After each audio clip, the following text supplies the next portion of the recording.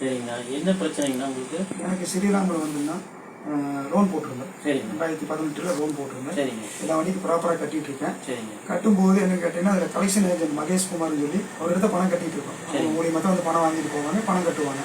எங்களுக்கு பணம் வரலன்னு சொல்லி ஹெட் ஆஃபீஸில் எந்த ஃபோனும் வராது. ஸ்ரீராமில் என்ன லோன் வாங்கியிருக்கீங்க?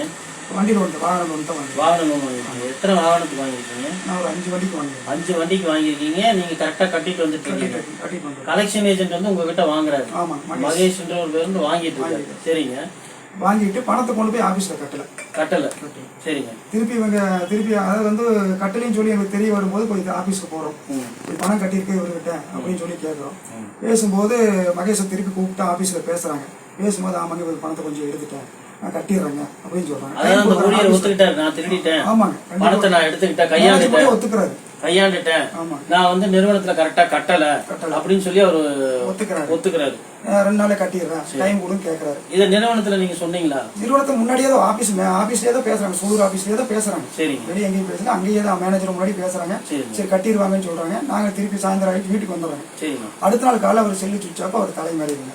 நாங்க அதுக்கு அடுத்த நாள் சிஎஸ்ஆர் சூழல் போய் சிஎஸ்ஆர் போறோம். கம்ப்ளைண்ட் கொடுக்குறீங்க. ஆமாங்க, மேனேஜர் மேலேயுமே அவர் மேலேயும் கொடுக்குறோம். பணம் எடுத்துட்டாங்க அப்படின்னு சொல்லி கொடுக்குறோம். அதே கமிஷன் ஆபீஸுக்கு போக சொல்றாங்க. அங்க போய் பேசும்போது எல்லாத்தையும் கூப்பிட்டு பேசுறாங்க. மகேஷ் ஒரு தனிப்பா அந்த மக நீங்க காவல்துறையில கம்ப்ளைண்ட் கொடுத்தா சிஎஸ்ஆர் காப்பி கொடுக்குறாங்க இல்லையா? நீங்க திரும்ப ஏன் கமிஷனர் ஆபீஸ் போறீங்க? அவங்க எஃப்ஐஆர் போறதுக்கு அங்க வர சொல்லிட்டாங்க. ஓகே, அங்க வர சொல்லிட்டாங்க. சரிங்க. அங்க போய் எல்லாரும் நாங்க பாதிக்கப்பட்ட ஒரு 15 பேருக்கு மொத்தமா. ஓ, உங்க மாதிரி 15 பேர் பாதிக்கப்பட்டது. 15 பேருமே ஸ்ரீராம் நிதி நிறுவனத்தினால 15 பேர் பாதிக்கப்பட்டாங்க. எல்லாத்தையும் 15 பேருமே ஒரே ஏஜென்ட் தான். கலெக்ஷன் மேனேஜர் மகேஷ் மட்டும் தான் பணம் எடுத்திருக்காங்க, வேற யாருமே எடுக்கல. அதாவது ஒரு நிமிஷம் சார், இந்த 15 பேருமே வந்து அரசூர் பஞ்சாயத்து உட்பட்டவங்க. இது மாதிரி சூலூர் ஒன்றியத்தில் நிறைய பேர் பாதிக்கப்பட்டிருக்காங்க. மக்கள் வந்து இந்த நிறுவனத்தினால பாதிக்கப்பட்டிருக்காங்க. ஏஜென்ட்ஸுக்கு வந்து பணம் வாங்கிட்டு போய் சரியா கட்டுறது கிடையாது. ஆமா, இதனால மக்கள் பாதிக்கப்பட்டு ஸ்ரீராம் நியமிச்ச ஸ்டாஃப் தான் மகேஷ்ங்க. அவர் வந்து அவருடைய ஒர்க்கே வந்து கலெக்ஷன் பண்ணி போறது. கலெக்ஷன் பண்ணி ஆமா, கொண்டு போய் பணம் கட்டல. திருப்பி இங்க வர சொல்றாங்க, ஆபீஸ்க்கு போறாங்க. அங்க போயிட்டு அவங்களும் வராங்க, மேனேஜர் வராங்க. ஆனா மகேஷ் வரல. மகேஷ் குமார் வரவே இல்லை. நாங்க எல்லாம் போய் பேசுறேங்க. ஆளுக்கு சத்தம் போடும்போது இருக்காங்க, நீங்க கோர்ட் மூலியமா பாத்துக்கங்க, நீங்க கோர்ட்ல போனது தீர்ப்பாகு அப்படின்னு சொல்லி தாட்டி விட்டுறாங்க. நாங்க வெளியே வந்துறாங்க. அதுக்கடுத்து அவங்க யாரு கலெக்ஷனுக்கு பணத்துக்கு எதுவுமே வரல. என்ன பண்ண, நீதிமன்றத்துக்கு போகல. நீங்க நீதிமன்றத்துக்கு போகல. அப்ப என்ன பண்றாங்க, எல்லாருக்கும் மேலே வீட்டோட அட்டாச் வச்சு பணத்தை மிரட்டி வாங்கிட்டாங்க. எல்லாருக்கிட்டையும் வாங்கிட்டாங்க. வீட்டோட அட்டாச்மெண்ட் போடுற சொத்து மேல அட்டாச் போட்டாங்க. போட்டுட்டு சம்பந்தம் இல்லாம, அதாவது வண்டி வாகனத்து மேல கொடுத்த லோனுக்கு சொத்தின் பேர்ல வந்து அட்டாச்மெண்ட் போட்டு உங்களுக்கு வந்து செட்டில்மெண்ட்டுக்கு கூப்பிடுறாங்க. சரிங்க. கூப்பிடும் போது சரி எவ்வளவு செட்டில்மெண்ட் சொல்றாங்க. நாங்க செட்டில்மெண்ட் போய் கட்டியாச்சுங்க.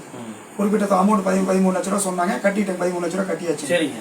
கட்டி முடிஞ்சோடனே அதுக்கு சொத்தோட ப்ராப்பர்ட்டிக்கு ரிலீஃப் ஆர்டர் கேட்குறேங்க. கேட்கும்போது என்ன சொல்றாங்கன்னா, நீங்க சின்ன தம்பி என்பவர் கஸ்டமருக்கு கையெழுத்து போட்டிருக்கீங்க, அந்த கையெழுத்துக்கு லெட்டருக்கும் அதையும் கட்டினா தான் இதோட டாக்குமெண்ட் எல்லாம் சேர்ந்து ஒரே லெட்டரா தான் வரும் அப்படின்னு சொல்லி இதுக்கு தரமாட்டேன். நான் என்ன கேட்கறேன்னா, இப்போ ஒரு வண்டிக்கு தனித்தனி லோன் நம்பர் கொடுத்துருக்காங்க. இப்போ ஒரு 5 வண்டி நீங்க ஸ்ரீராம் நிதி நிறுவனத்துல போட்டிருந்தீங்கன்னா ஒரு லோன் அக்கௌண்ட் நம்பர் வந்து ஒரு வண்டிக்கு தான் சாரும். ஒரு வண்டிக்கு நீங்க செட்டில் பண்ணிட்டீங்கன்னா அதுக்கு என்ஓசி தனியா கொடுத்துருவாங்க. என்ஓசி கொடுத்துட்டாங்க இல்லைங்களா? அப்ப 5 வண்டிக்கு செட்டில் பண்ணிட்டா 5 வண்டிக்கு என்ஓசி கொடுத்துடணும். இது கொடுக்காம கொடுத்துட்டாங்க. வீட்டோட அட்டாச்மெண்ட் ரிலீஃப் ஆர்டர் தான் கேட்கறேங்க. கேட்கும் போது நீங்க சின்ன தம்பிக்கு ஜாமீன் போட்டிருக்கீங்க, அதுக்கு வந்து பணம் கட்டுனீங்கன்னா தான் இதுக்கு எல்லாத்துக்குமே ரிலீஃப் ஆர்டர் வரும் அப்படின்னு சொல்லி நிறுத்தி வச்சிருக்காங்க. அப்ப அதை சொல்லி நான் மேனேஜர்கிட்ட பேசும்போது, எல்லா பணத்தையுமே கட்டிட்டீங்க, 95% நீங்க கடந்துட்டீங்க, அந்த 5% நீங்களே கட்டி விட்டுருங்க அப்படிங்கிறாங்க. அடுத்து சின்ன தம்பிங்கிற கஸ்டமரை இது நாள் வரைக்கும் ஆபீஸ்ல இருந்து யாருமே கூப்பிட்டு பேசுறது இல்லை. எதுதான் டார்ச்சர் நினைத்தான் பண்ணி வீட்டை அட்டாச் பண்ணி வச்சிருக்காங்க. சின்ன தம்பி கஸ்டமருக்கு நான் கூப்பிட்டு பேசுறேங்க. அவர் என்ன சொல்றாருன்னா, மகேஷ்குமார் என்பவர் என்ற வண்டியை எடுத்துட்டு போயிட்டார், அவர் வர சொல்லுங்க, நான் பணம் கட்டுறேன், அவர் வராம நான் பணம் கட்ட மாட்டேன் அப்படின்னு அவரு சொல்றாரு. ஆனா பாதிக்கப்பட்ட நிதி நிறுவனம் வந்து யாரு எடுத்துட்டு போனாங்களோ அவங்கள கூப்பிடுறது இல்லை. வண்டி உரிமையாளரையும் கூப்பிடுறது இல்லை. ஜாமீன் யார் பண்ணிருக்காங்க, இப்ப அவர் என்ன டார்ச்சர் பண்றாரு. மக்களுக்கு சொல்ல வேண்டிய விஷயம் என்னன்னா, ஒரு வாட்டியும் கலெக்ஷன் ஏஜென்ட் வரும்போது அவங்க என்ன பண்ணணும்னா ஐடி கார்டு கேட்கணும். அதே மாதிரி வந்து பணத்துக்கு நீங்க பணம் கட்டினீங்கன்னா உடனே ரசீது கேளுங்க. இந்த மாதிரி நீங்க உடனே ரசீது கேட்காம இருக்கிறதுனால தான் இவ்வளவு பிரச்சனை வருது. ரசீப்ட் கொடுக்கவே இல்லை சார், யாருக்குமே அவங்க ரசீப்ட் கொடுக்கறது இல்லைங்க. அப்புறம் வந்து மெசேஜ் பண்ணிடுவோம் அப்படின்னாங்க, அந்த மெசேஜும் வர்றதில்லை. முன்ஜாமீன் பொய் ஜாமீன் வந்து பாத்தீங்கன்னா நீங்க கையெழுத்து போடல. நான் கையெழுத்து போடலைங்க. போடுவாங்க. இவர் வந்து ஜாமீன் அவருக்கு சின்ன தம்பிக்கு கையெழுத்து போடவும் இல்லை, அவரும் வந்து இவரை ஜாமீனுக்கு கூப்பிடவும் இல்லை சின்ன தம்பியும். அப்புறம் எப்படி அட்டாச்மெண்ட் பண்ணாங்க? அப்படித்தான் வந்து போர்ஜரி பண்ணிருக்காங்க. அந்த சைன் வந்து எனக்கு என்ன சந்தேகம், மகேஷ்குமார் தான் பண்ணிருப்பாரு. மேனேஜர் கையெழுத்து அவன் போட்டு போலி என்ஓசி கொடுத்துருக்காங்க. மேனேஜர் கையெழுத்தையே போட்டு இது மேனேஜர் கையெழுத்து சொல்லி ஒரு நோட் யூஸ் ஸ்டேட்மெண்ட் வச்சிருக்காங்க. அந்த பேப்பர் எங்கிட்ட இருக்கு. அவன் அதே வண்டிக்கு 2023 நோட் யூஸ் ஸ்டேட்மெண்ட் கொடுத்து 2024 செட்டில்மெண்ட் ஆகுது. அந்த வண்டிக்கு செட்டில்மெண்ட் ஆகி அதே வண்டிக்கு என்ஓசி கொடுக்குறாங்க.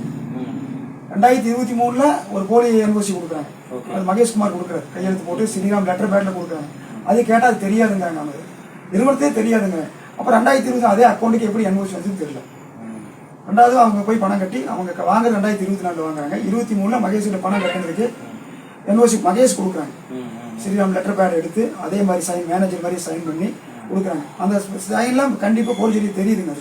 இப்போ வங்கிகள்லாம் என்ன பண்றாங்கன்னா மக்கள் மேல வந்து பழி சுமத்துறாங்க. மக்கள் சரியா பணம் கட்டறதில்ல, இந்த மாதிரி வந்து பிரச்சனைகள் பண்றாங்கன்னு சொல்லி வந்து வங்கி நிறுவனங்கள் வந்து மக்களை சாடுறாங்க. ஆனா இன்றைய சூழ்நிலையில மக்கள் பாதிக்கப்பட்டது வந்து பாத்தீங்கன்னா பணம் கட்டி இந்த மாதிரி மன உளைச்சலுக்கு ஆயிடுறாங்க. உங்க வீட்டுல வந்து பாத்தீங்கன்னா அவங்களுக்கு உடம்பு சரியில்லாம போய் ஒரு ஹாஸ்பிட்டல் இருந்தார் சார், ஹாஸ்பிட்டல் இருந்துங்க, வண்டியெல்லாம் வித்து அப்புறம் தான் வந்து கடன் கட்டேன். இப்ப பாத்தீங்கன்னா நம்ம சாதாரண வண்டி வச்சு ஓடிட்டு இருந்தாலும் இப்ப நான் வேலைக்கு போயிட்டு இருக்கேன். 18,000 சம்பளத்துக்கு வேலைக்கு போயிட்டு இருக்கேன். ஸ்ரீராமனால ரொம்பவே இழந்துட்டேங்க நிறைய. ஒரு 5 வண்டிக்கு முதலாளியா இருந்தாருங்க, இன்னைக்கு வந்து இன்னொரு பக்கம் டிரைவரா வேலைக்கு போயிட்டு இருக்காரு. அதனால நம்ம நீங்க இனி அடுத்து அந்த அந்த நீங்க கொடுத்திருக்க ஆவணங்கள் வச்சு நம்ம நீதிமன்றத்துல வழக்கு தொடுத்து, சரிங்களா, கன்சியூமர்ல வந்து நம்ம இதை பார்த்துட்டு இதுக்கு உண்டான வழக்கு தொடுத்து நம்ம நியாயத்தை கேட்போம். சரிங்களா, மக்களுக்கு நீங்க வந்து தயவு செய்து உங்களால முடிஞ்ச அளவுக்கு இந்த மாதிரி பிரச்சனைக்கு மக்கள் ஜனநாயக முன்னேற்ற அணுகலாம். சரிங்களா, நாங்க வந்து சட்டம் என்னன்னு சொல்லி தரோம், வங்கிகள் என்ன பிரச்சனை பண்ணுன்றத நாங்க வந்து எடுத்து சொல்றோம் மக்கள்கிட்ட. அதை நீங்க வந்து எங்க மூலியமாவும் நீங்க உங்களுக்கு ஏதாவது பிரச்சனை இருந்தாலும் எங்களை அணுகுங்க. கண்டிப்பா. நன்றி. கண்டிப்பா.